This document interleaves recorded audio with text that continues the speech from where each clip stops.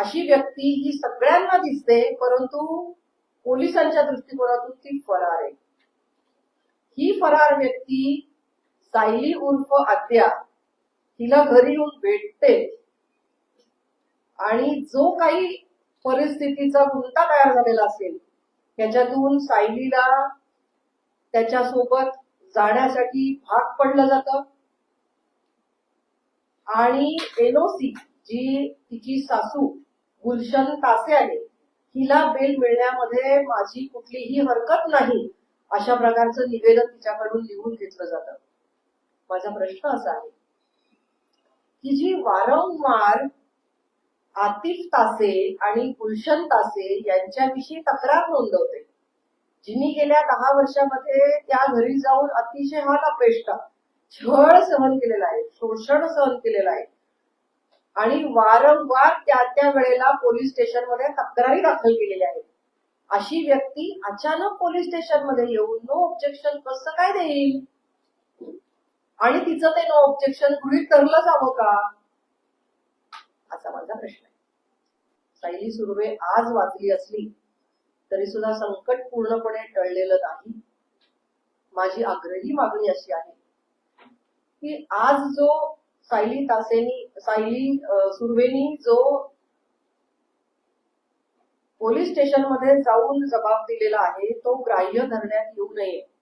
आज जी एनओसी तिने दिलेली आहे गुलशन तासे यांच्यासाठी ती ग्राह्य धरण्यात येऊ नये, कारण यापूर्वी गुलशन तासे आणि आतिफ तासे आणि त्यांच्या सगळ्या परिवाराने जो काही तिचा छळ केलेला आहे, तिला मारहाण करणं, तिला कोंडून ठेवणं, तिला लाथ मारून हकलून देणं, गरोदर असताना पोटामध्ये लाथा मारणं, अबॉर्शनचा प्रयत्न, अशा सगळ्या पद्धतीने जे जे काही छळाचे प्रकार केलेले आहेत ते सगळे गृहीत धरतात आणि हे प्रकार झाल्यानंतर त्या वेळेला दाखल करण्यात आलेल्या कंप्लेंट्स गृहीत धरतात. आता तिने नोंदवलेला जो काही एनओसीचा मुद्दा आहे हा ग्राह्य धरण्यात येऊ नये, तिच्या आधीच्या तक्रारीच गृहीत धरून त्यांच्यावर कडक कारवाई केली जावी. आतिफ तासे याला ताबडतोब अटक केली जावी. सायली उर्फ आद्या हिला ताबडतोब घटस्फोट मिळण्यासाठी शासकीय व्यवस्था लवकरात लवकर उभी केली जावी, अशा प्रकारची माझी मागणी आहे. 2 दिवसापूर्वी आणि कालही ज्या ज्या काही घटना घडल्या या संपूर्ण कार्यकाळामध्ये महाराष्ट्राचे मुख्यमंत्री देवेंद्रजी फडणवीस यांनी अतिशय तातडीने सगळी मदत पुरवलेली आहे, परंतु स्थानिक पोलिसांच्या ज्या काही चुका आहेत या मी त्यांच्या कानावर घातलेल्या आहेत आणि याही पुढे पाठपुरावा करून सायलीला याच्यातून सोडवण्यासाठी आणि संपूर्णपणे तिला सुरक्षित वातावरण देण्यासाठी संपूर्ण समाज तिच्या सोबत आहे. तिला घाबरण्याचं काही कारण नाही, एवढं या ठिकाणी आश्वासन देऊ इच्छिते.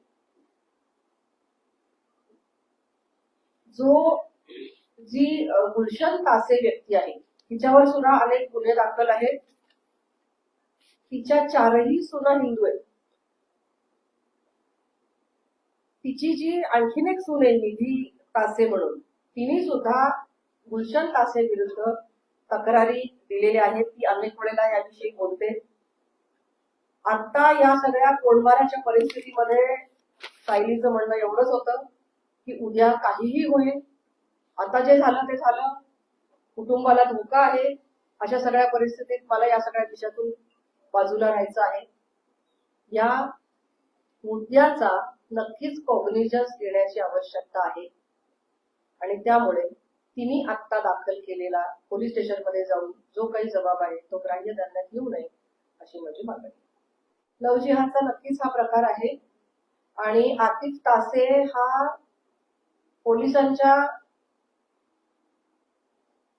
कोर्टा म्हणजे पोलिसांच्या माध्यमातून तो त्यांच्या रेकॉर्डला तो फरार दाखवलेला आहे. पण तो राजरोज फिरतो, तो कॉल करतो, तो व्हॉट्सअप कॉल करतो, नॉर्मल कॉल करतो, तो दिल्लीला आला, तो सगळीकडे फिरतोय, सगळ्यांना दिसतोय, फक्त तो पोलिसांना दिसत नाही. नक्कीच याच्यामध्ये पोलीस दोषी आहेत. काही व्यक्ती नक्कीच दोषी आहेत आणि या विभागाचे मंत्री म्हणून माननीय देवेंद्रजींना मी या विषयाची कल्पना कालच्या घटनेच्या संदर्भात तर नक्कीच दिलेली आहे आणि म्हणूनच आपल्याला ही मदत पोहोचली. प्रत्येक केस माननीय देवेंद्रजींपर्यंत केलेली नसते आणि त्यामुळे त्याच्यात राजकारण आणण्याची गरज आहे असं मला वाटत नाही. परंतु नक्कीच त्या त्या ठिकाणचे पोलीस हे जर का वेळीच प्रतिसाद देतील, सकारात्मक राहतील, त्वरित उपाययोजना करतील, लव्ह जिहादच्या केसेसमध्ये संपूर्ण यंत्रणा पुरवतील, मला तर असं वाटतं की त्या त्या पोलीस स्टेशनला लव्ह जिहादसाठी स्वतंत्र सेल असणं आवश्यक आहे आणि तातडीने त्या व्यक्तीला संपूर्ण मदत पुरवली जाणं आवश्यक आहे. आता कालची परवाची गोष्ट पावधरमधली एक मुलगी लव्ह जिहादला बळी पडल्याचं लक्षात येत आहे. त्यामुळे या सगळ्या विषयामध्ये पोलीस यंत्रणा जिथे कुठे कमी पडत असेल तर त्याची दुरुस्ती करण्याची नक्कीच आवश्यकता आहे.